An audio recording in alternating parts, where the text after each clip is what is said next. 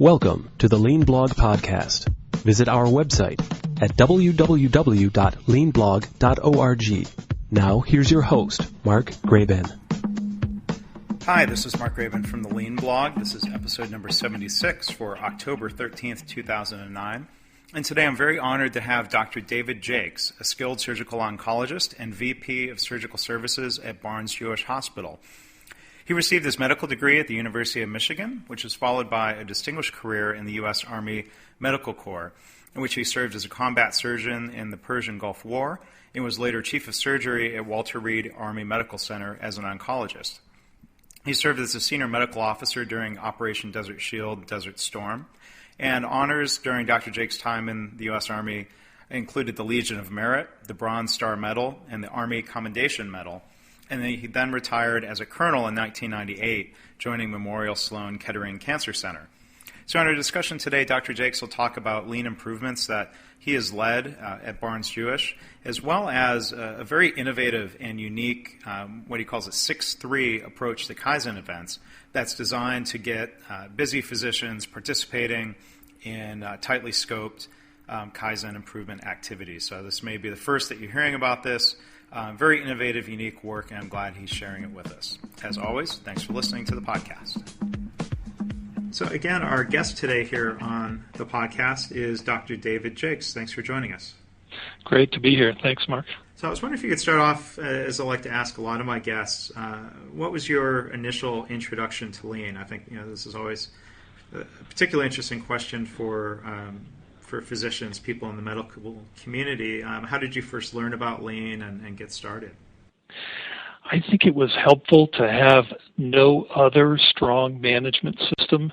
I made a career transition of sorts about 3 years ago when I arrived at Barnes-Jewish Hospital and had held a number of other leadership positions in the past, but now for the first time was getting really operational. And that coincided with the desire at the level of our chief operating officer to travel down the lean pathway. So we were kind of lead dogs, and I had been impressed that over the years there were lots and lots of ways to not get things accomplished, and I'd tried them all, and this one seemed to yield results right away. And that started our engraftment with these ideas. And where did the decision come from of letting you be the lead dog? I mean, was it the first effort for the hospital to start in the surgical services operating room area? Were you sort of pulling and volunteering to be part of that? Yeah, so this was a part of a rather comprehensive relook at one of the most critical areas in any hospital, but one which needed significant change in our hospital. We're pushing through about 37,000 operations off a platform of nearly 60 operating rooms and tying up a good portion of our hospital admissions through this process and all the rest.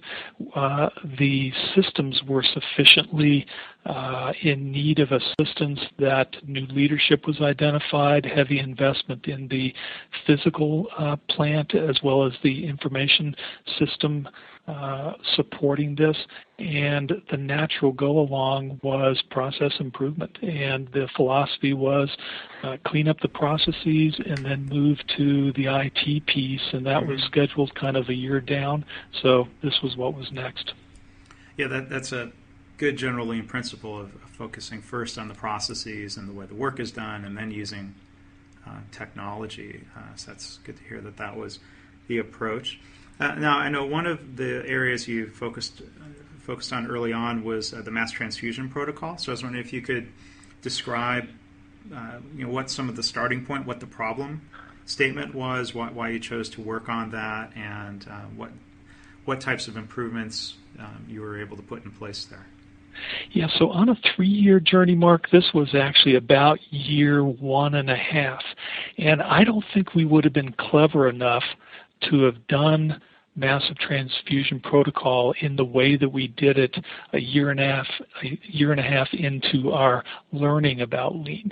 We started in the fairly typical way of doing lots of events, and we were excited by the events, but they were 4.5 days of investment, and we characteristically went to places where the focus of our attention was on the things and not the people, because it was easier to get the things to do what we needed them to do rather than the people. And so we were all across this huge platform doing lots of events at a pace of about 2 a month. Each one of our directors would take one major event per month, but it was insufficiently focused, and we couldn't get our physicians to do much more than visit on 2 set piece occasions, 1 hour each during the course of the 4.5 days. So we were missing a critical voice of the customer. That led us to this evolution of a way of doing lean with the same exact principles, but in a much, much tighter time schedule, confined around a tight but burning question. And in our organization, we're a level 1 trauma center taking care of very significant injured patients on a routine basis. We're also a very large transplant center. The combination of those two require that you have the ability to transfuse patients with large quantities of blood very rapidly and for a long period of time, much longer than you would characteristically need to do, stretching on into the 2.5 hour time frame of requiring up to 60 plus units of blood, where the characteristic patient needs none and many patients need 1 or 2.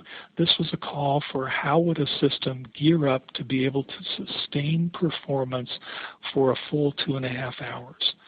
And it led us to the massive transfusion protocol, which got conducted on our 6-3, as we call it, using that methodology. And it says that the same people will stay with the problem for 6 straight hours, each hour having a series of important steps punctuated by good, clean measurement, voice of customer, and all the rest.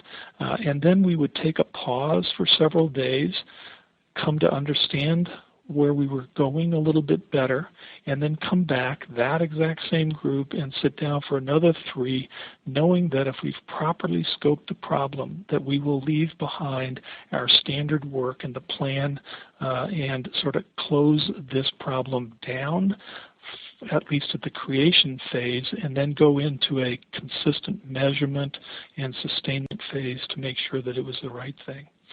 So this was a great example of this process working, because in the same room for 6 straight hours sat the critical blood bank pathologist, several of the trauma surgeons, a number of the trauma nurses, OR nurses. We got the right people, and they stuck with the problem. And I characterize that or contrast that with the typical committee work, where different people come for 1 hour Q month for what feels like an eternity and have no product.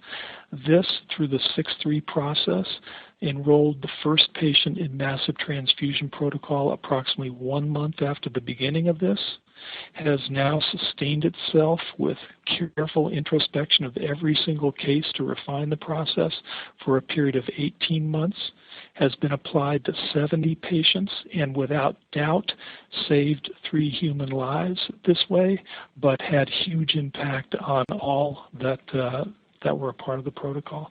This was a clear winner and gave us the enthusiasm to use this same process of 6-3 for many of our physician engagements. Mm-hmm.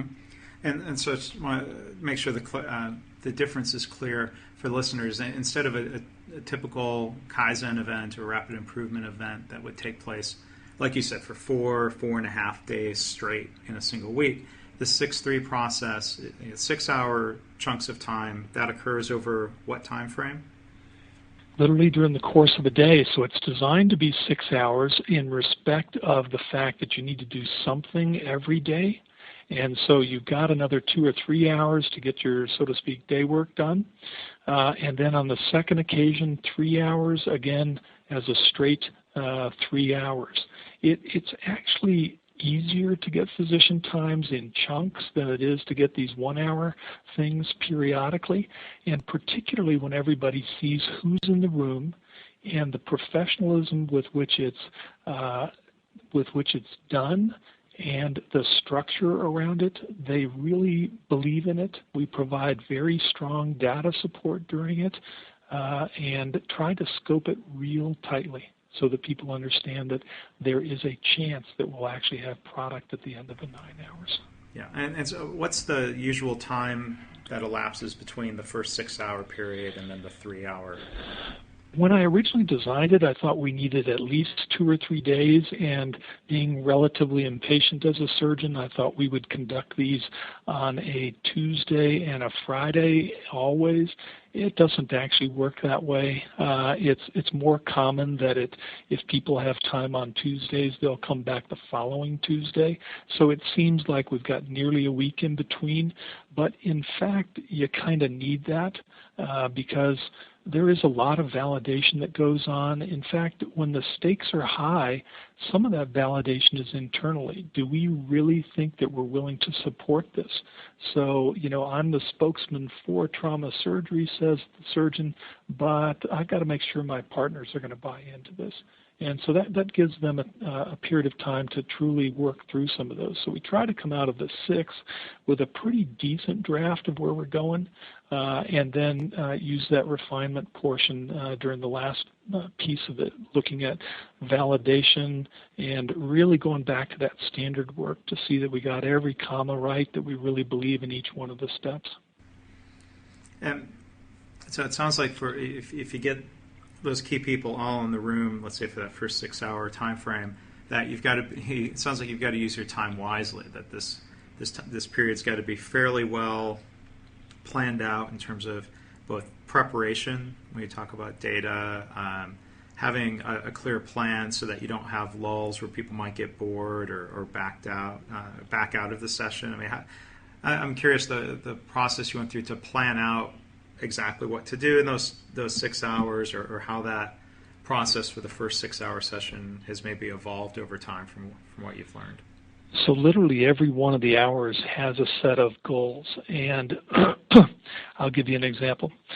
During step 1, the first hour roughly, we try to refine and define the problem, and we go through that brainstorming portion, and if there's something that needs to be observed, we complete that observation, and we really validate the pre-work.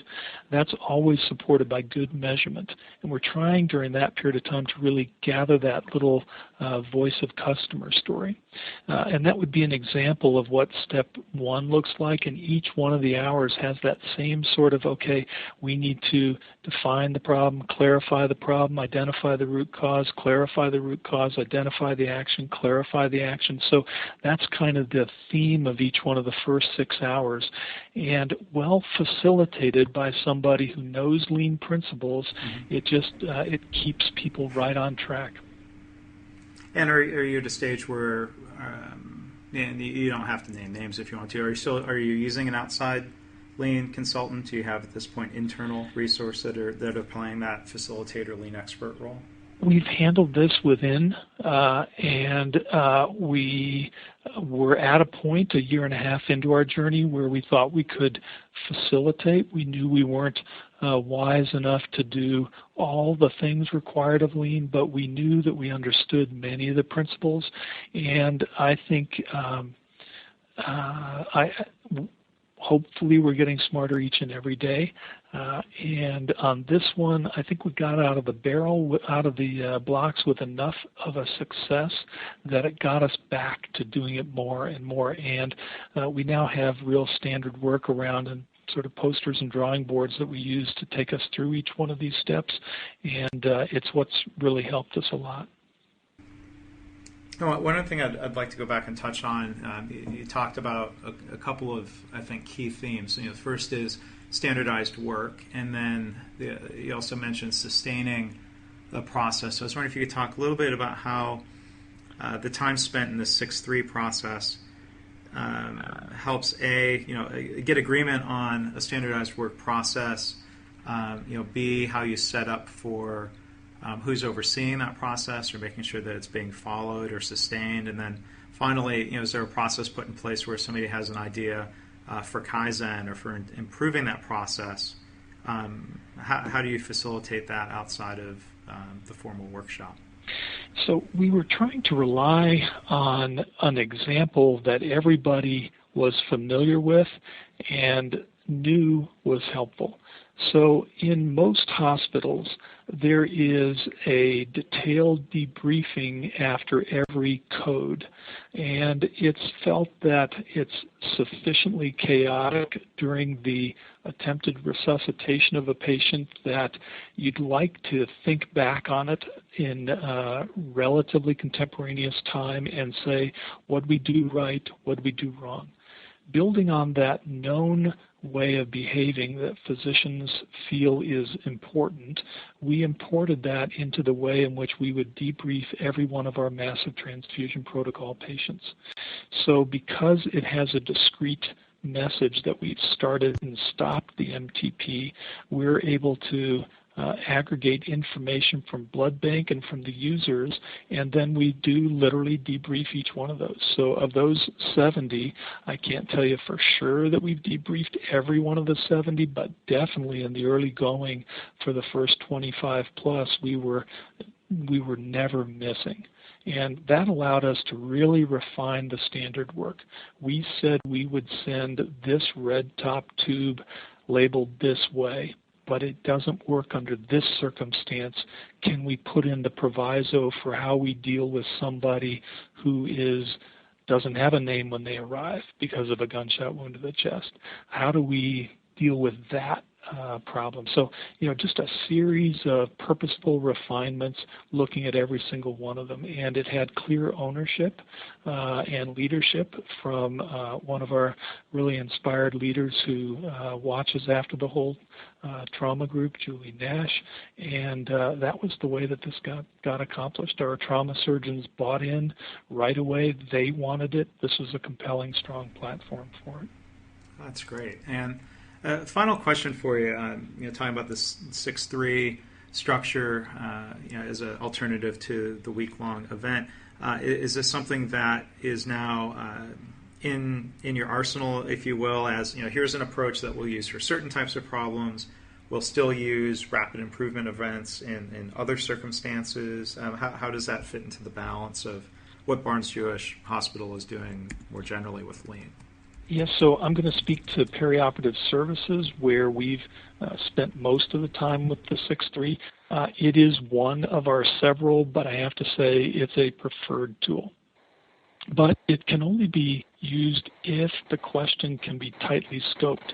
But as we kind of like that tight scope question anyway, we're looking for ways to make the 6-3 work, as opposed to sort of taking a relatively sloppy start-stop story that we're trying to refine and say, look, if we can really divide this up in narrowly enough, then we can do what we know works nicely, the 6-3.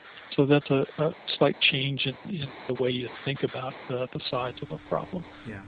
And, and truly final last question. Has there been any effort to communicate or help spread the 6-3 methodology to other hospitals? Or if there's people listening and they're interested in learning more, do you have any resources or you could point people to, or what would you suggest for learning if they want to try this themselves? So I have occasion to be in several hospitals for various reasons, speaking on other issues, being a typical academic surgeon, and this often comes up as our way of improving. But as far as have we put anything out there for people to see, mostly it's this, Mark. Okay. You can be the first. You're out there, man. Okay. Well, maybe in the future we can look to some papers or publications, or we can do other discussions or try to help spread that message, because it sounds like an interesting approach. I know that's a very important challenge of how can you get physicians, surgeons to commit time to a project. So it's great to hear that you're trying some new things, and it sounds like having some great success with this methodology. So I thank you for taking time and sharing that with us today. You bet. It's been my pleasure. Thanks for listening. This has been the Lean Blog Podcast. For Lean news and commentary updated daily, visit www.leanblog.org. If you have any questions or comments about this podcast, email Mark at leanpodcast@gmail.com.